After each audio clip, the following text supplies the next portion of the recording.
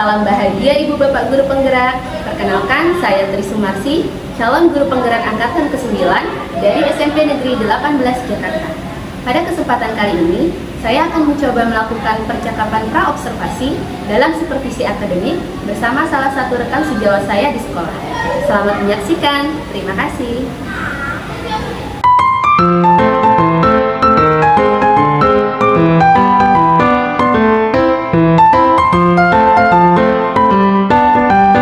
Assalamualaikum Bu Evita.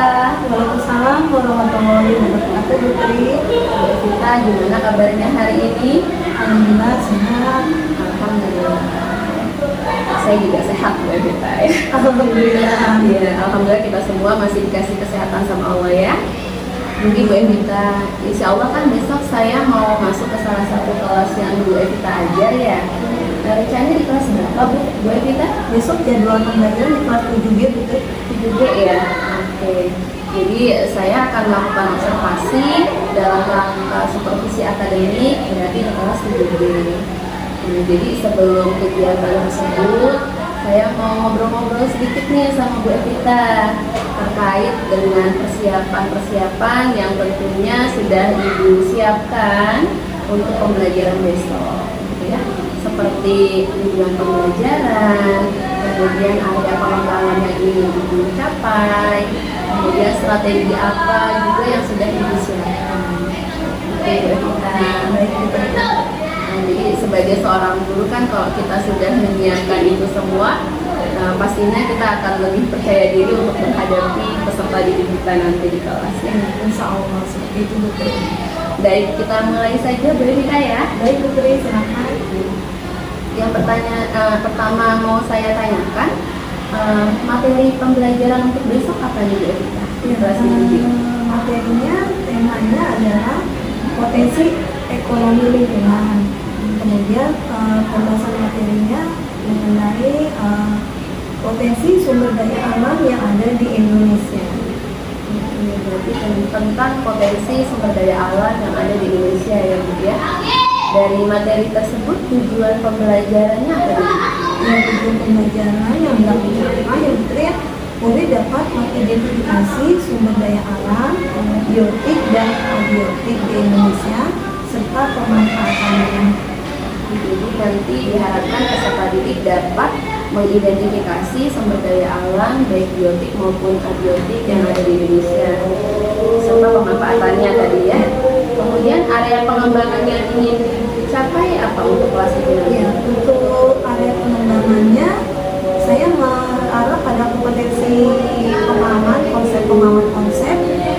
Murid bisa mengidentifikasi sumber daya biotik yang mana seperti apa dan sumber daya abiotik.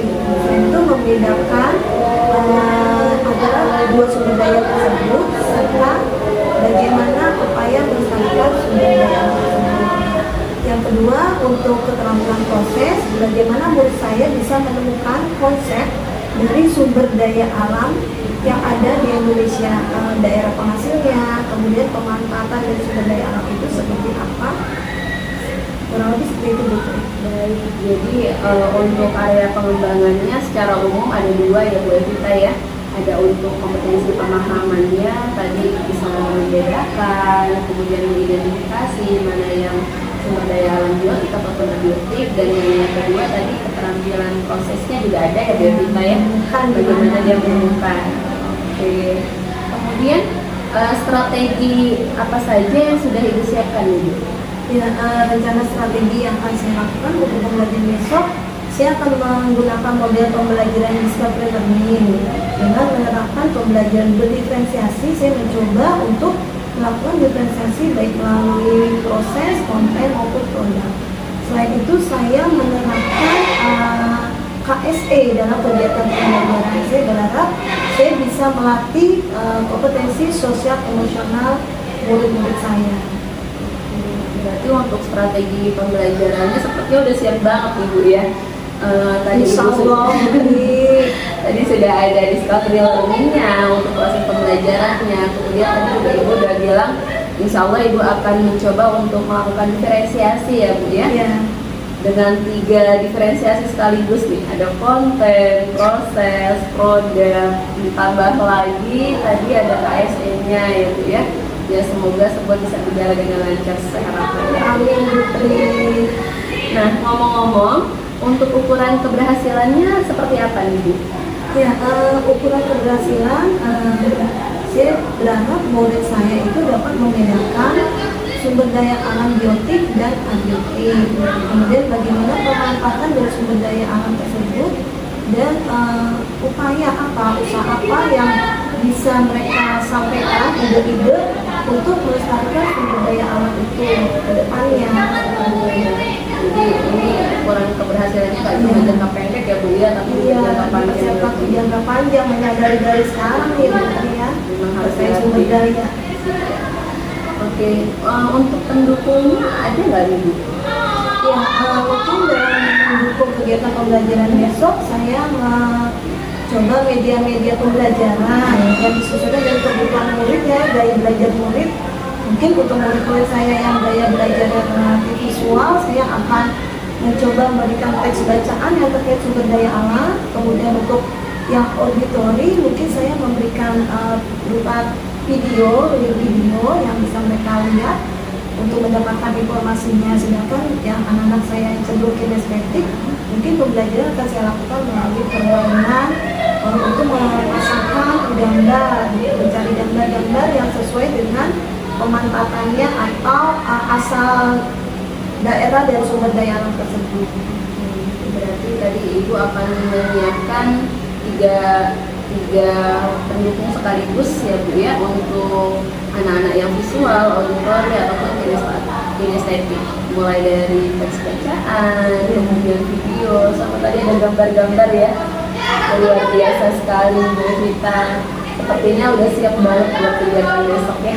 Insya Allah Putri, saya sih berharapnya begitu, saya bisa melaksanakan pembelajaran sesuai kebutuhan murid saya. Amin, amin.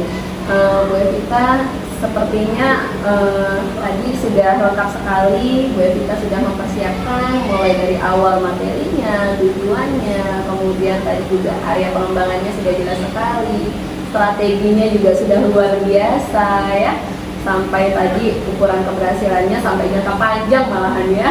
Harapannya seperti baik. Saya rasa untuk kegiatan prasupervisi ini sudah cukup Bu Evita ya.